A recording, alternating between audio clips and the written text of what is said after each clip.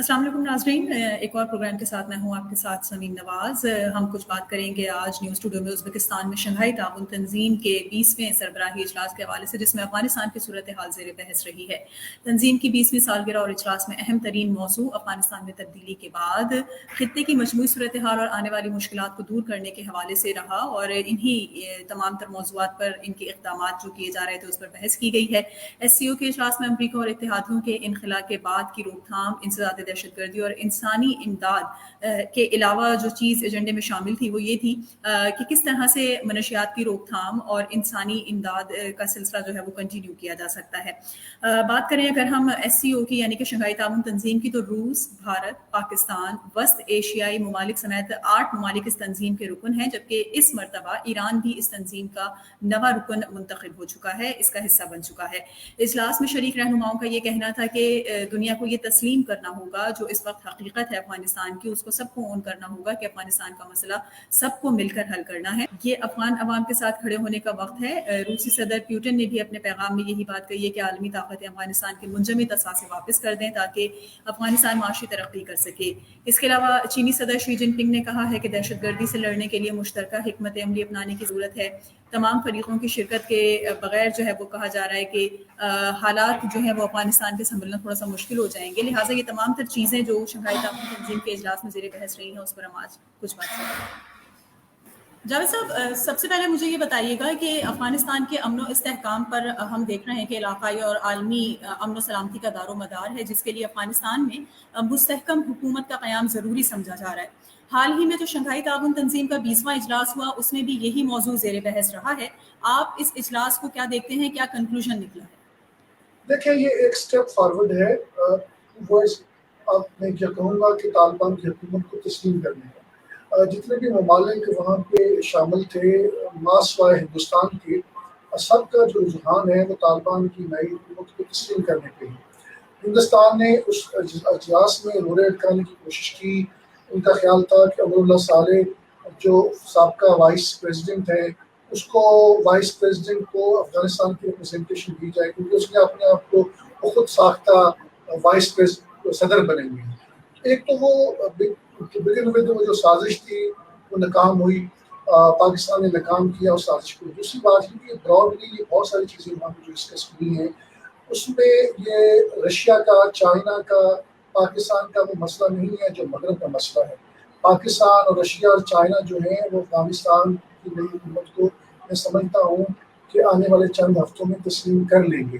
अभी जो इस वक्त पूरी दुनिया भर में एक जो सिचुएशन है वो ये है कि मगरब को इस वक्त फेस सेविंग चाहिए, वो किसी तरह तालिबान की हुकूमत को तस्लीम करना। उसकी बुनियादी वजह ये है कि गुज़श्ता 20 सालों में उन्होंने तालिबान को डिसएंगेज किया, उनके साथ लड़ाई लड़ी है, वो बुरी तरह उसके अंदर नाकाम हो गए। अब वो इस नतीजे में पहुंच चुके हैं, जिस तरह अपना अमेरिकन सदर जो बाइडन ने कहा कि ये जितनी भी एम्पायर्स हैं उनका ये कब्रिस्तान है। अगर हम इससे 10 साल पहले, 15 साल पहले यहाँ से निकलते तो नतीजा यही होना था। 5 साल बाद निकलेंगे, 10 साल बाद निकलेंगे, नतीजा यही निकलेगा। तो कहने का मकसद ये है कि जब नेटो का ये एक उन्होंने ये नतीजा अक्स कर दिया है कि अफगानिस्तान के अंदर आप तालिबान को या अफगानों को, अफगान मुसलमानों को आप शिकस्त नहीं दे सकते, तो इसलिए अब उनको इंगेज करना पड़ेगा। अब दूसरी तरफ ये है कि 20 साल की जो मगरब की मीडिया के ऊपर इन्वेस्टमेंट है, जो उनको झूठ सिखाया गया है कि ख़वातीन का वहाँ पर बहुत जुल्म सितम हो रहा है, यानी कुछ मसाइल हैं तालिबान के, लेकिन उनको इतनी ज़्यादा मुबालगा रही के साथ पेश किया गया है। तो जो इमेजेस मगरब के मीडिया के ऊपर चले हैं उससे लगता है कि अफगानिस्तान की 99% ख़वातीन जो हैं वो तालिबान के ख़िलाफ़ है, जो बिल्कुल झूठ की बुनियाद है। तो मेरा ख्याल ये है कि अब वो एक रुकावट बना हुआ है मगरब के लिए अफगान हुकूमत को तस्लीम करने में। जहाँ तक जमहूरियत का मसला है वो कभी भी as a matter of fact मगरब के लिए मसला नहीं रहा। वो उनके जो मफादात अगर पूरे हो रहे हो तो वो जमहूरियत वगैरह और ख़वातीन के जो हकूक़ हैं इनको इस्तेमाल करने में, इनको नज़रअंदाज करने में उनका कभी भी मसला नहीं रहा। आपको याद होगा कि सऊदी अरब के अंदर ये जितनी भी फ्लॉगिंग भी होती थी, घोड़े भी लोगों को लगाए जाते थे, ख़वातीन जो है वो घरों से अपनी जो मेल गार्डियन के बगैर निकल नहीं सकती थी। लेकिन सऊदी अरब जो है वो मगरब का, बरतानिया का, अमेरिका का बहुत ही एक اتحادی رہا ہے. تو اس لیے میں اب بھی سمجھتا ہوں کہ اب بھی نئی مغرب کے لیے، یورپ کے لیے، برطانیہ کے لیے، امریکہ کے لیے یہ کوئی مسئلہ نہیں ہے. ان کا مسئلہ یہ ہے کہ ان کے مفادات جو ہیں وہ پروٹیکٹ ہوں گے یا نہیں ہوں گے. میں اپنی بات کو کنکلوڈ کرنے سے پہلے یہ بتاتا چلوں کہ اب تو مغرب کے لیے مسئلہ یہ ہے کہ اگر چین نے افغانستان کی حکومت کو تسلیم کر لیا، رشیا نے کر لیا، تو ان کا کیا بنے گا. تو میرا خیال یہ ہے کہ اس پوری دوڑ کے اندر اگر یہ چین اور رشیا تسلیم کر لیتا ہے تو پھر مغرب کے لیے بہت مشکل ہوگا کہ وہ تسلیم نہ کرے. ٹھیک. اچھا جاوید صاحب یہ بتائیے کہ اس وقت ہم دیکھ رہے ہیں کہ ایک نئے ملک کو رکنیت ملی ہے، شنگھائی تعاون تنظیم کا وہ رکن بنا ہے، ایران کی ہم بات کر رہے ہیں. تو آپ کو کیا لگتا ہے کہ ایک تنظیم کا، شنگھائی تعاون تنظیم کا رکن بننے سے ایران کی جو مشکلات ہیں، جو اس پر عائد پابندیاں ہیں، اس میں کسی طرح کی کوئی کمی ہو سکے گی؟ کسی درجے میں آپ کہہ سکتے ہیں کہ ایران کے گزشتہ 30-40 سال سے وہ بسر پیکار ہے امریکہ کے خلاف. ایک سفارتی سطح کے اوپر ان کو کافی سخت پابندیوں کا سامنا ہے.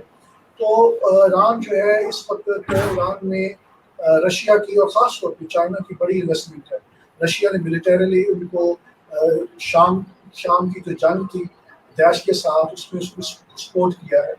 اور یہ جو اس ایس سی او کے اندر ایران کے آنے سے یہ ہے کہ جو ایک نیا اتحاد ایمرج ہو رہا ہے، جس کے اندر میں سمجھتا ہوں پاکستان ہے، رشیا ہے، چائنا ہے اور افغانستان، طالبان ہے. یہ بھی کسی سطح پہ ہم دیکھیں کہ شاید ٹرکی بھی اس میں آ جائے، وہ اس کی شمولیت کے چانسز جو ہیں اس کے بنیں گے.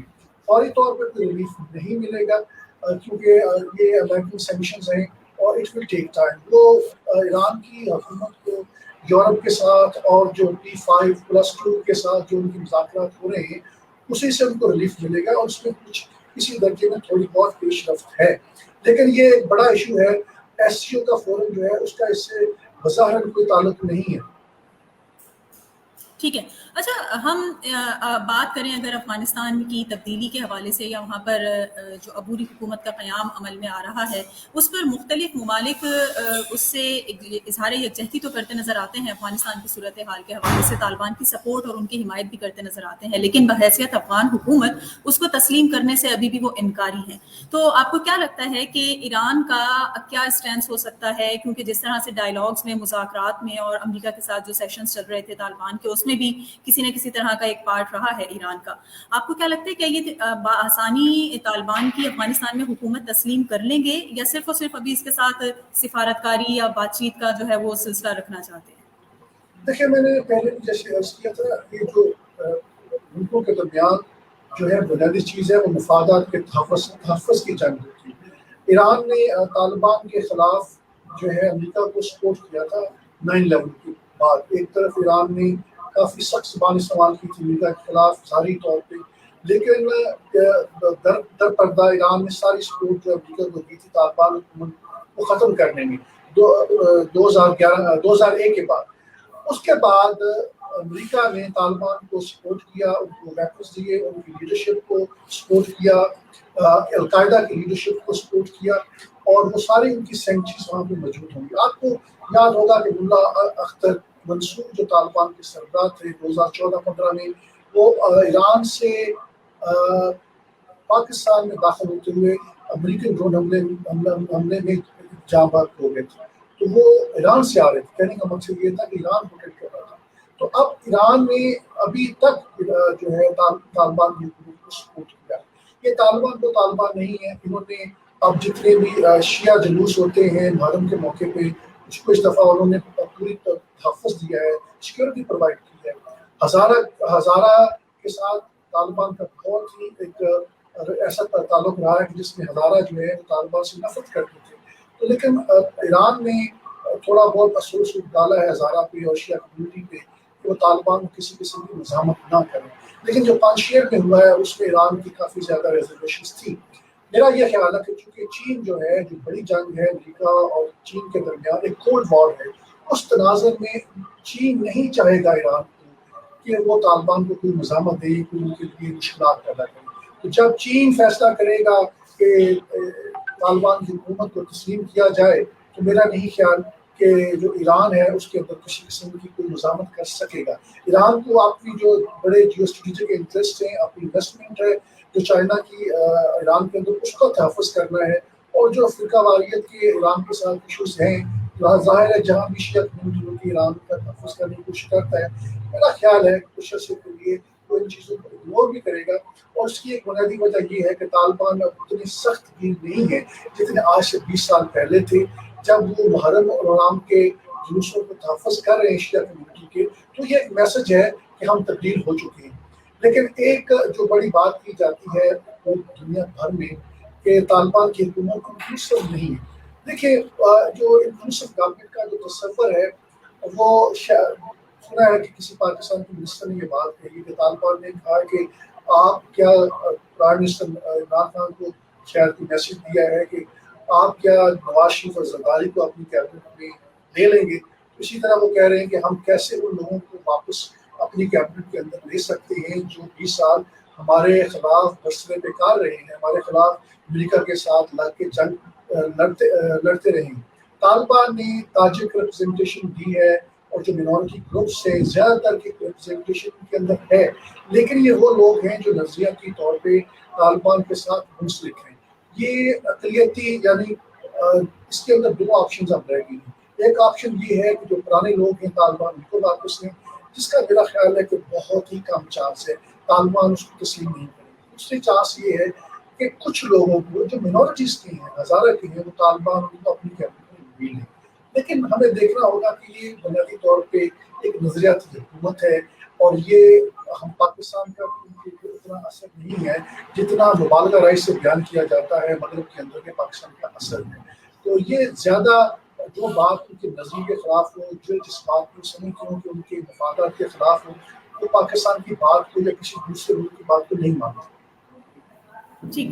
اچھا، بھارت کا آپ کس طرح سے دیکھتے ہیں عمل دخل؟ کیونکہ جس طرح سے بھارتی وزیر اعظم نریندر مودی نے اس اجلاس میں جو چل رہا تھا ایس سی او کا ایک کافی جو ہے وہ کہنا چاہیے کہ تنقیدی بیان دیا ہے، اور خطے کے اس وقت جو ایشوز ہیں، جو مسائل ہیں، دراصل اس کی اصل وجہ ہی انہوں نے شنگھائی تعاون تنظیم کی بنیاد پرستی کو قرار دیا ہے. تو آپ کو لگتا ہے کہ یہ تنقید بیجا ہے ان کی، یا وہ جو بات کر رہے ہیں اس پہ کہیں نہ کہیں کوئی نہ کوئی عمل دخل ہے؟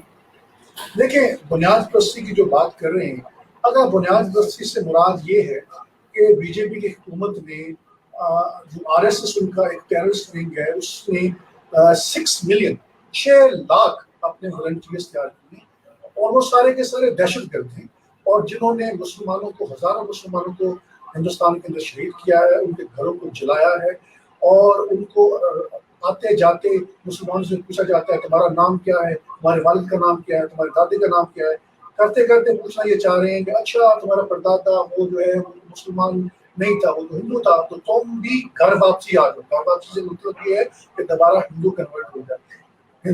عیسائیوں کو، مسلمانوں کو اتنا انہوں نے زبردستی جو ہے ان کا مذہب تبدیل کرنے کی کوشش کی. یہ بنیاد پرستی ہے. اگر وہ اس کا ریفرنس دے رہے ہیں تو میرا خیال ہے یہ بات بالکل ٹھیک ہے. اگر طالبان کے بارے میں وہ بنیاد پرستی کی بات کر رہے ہیں تو یہ بات بالکل غلط ہے. اس کی وجہ یہ ہے کہ طالبان 1996 سے لے کر اور 2001 تک ایک حکومت تھی، اور وہ پاپولر سپورٹ کے بنیاد کے اوپر آئے تھے. جب وہاں پہ قتل و غارت کے واقعات اتنے بڑھ گئے تھے کہ طالبان ایک پاپولر فورس کے طور پہ امرج ہوئے تھے. ان کو زبردستی 9/11 کے بعد ان کی حکومت کو ختم کیا گیا. ایک فورن آکوپیشن تھا جس کے خلاف انہوں نے ریزسٹنس کی، جس کے خلاف انہوں نے جہاد کیا. اس جہاد کو کسی طور پہ بنیاد پرستی نہیں کہا جا سکتا. ہندوستان کے اندر مسلمانوں نے اور ہندوؤں نے، سکھوں نے مل کے جو ہے ایک مزاحمت کی تھی برطانوی سامراج کے خلاف، اس کو ہم بنیاد پرستی نہیں کہتے. اسی طرح افغانستان کے اندر جو ایک لیجٹیمیٹ مزاحمت ہوئی ہے اس کو مسلمان جہاد کہتے ہیں، وہ بنیاد پرستی نہیں ہے. بنیادی طور پہ یہ ہے کہ وہ جو چند بنیاد پرستوں اور دہشت گردوں کے ذریعے پاکستان کے اندر دہشت گردی کرنے کے لیے افغانستان کو استعمال کر رہے تھے، بلوچستان کے اندر دہشت گردی کرنے کے لیے استعمال کر رہے تھے، اور ادھر جو ہے جلال آباد اور ننگرہار کا جو افغانستان کا پروونس ہے اس کو استعمال کر کے جو داعش کے ذریعے دہشت گردی کر رہے تھے، وہ بنیاد پرستی اب ان کے لیے کرنا بہت مشکل ہو گیا. تو یہ ساری باتیں ہیں. یہ ہندوستان کیونکہ اپنی ایک پراکسی وار جو ہے جو انہوں نے پاکستان کے خلاف شروع کی ہوئی تھی وہ ختم ہو گئی ہے، اور اسی کا وہ پچھتاوا ہے. اور اس میں اب ان کے پاس کچھ کرنے کے لیے باقی نہیں رہا۔ ٹھیک ہے سر، بہت شکریہ۔ جاوید رانا صاحب ہمارے ساتھ موجود تھے اور ہم بات چیت کر رہے تھے شنگھائی تعاون تنظیم کے اجلاس کے حوالے سے۔ بہت شکریہ سر آپ کا۔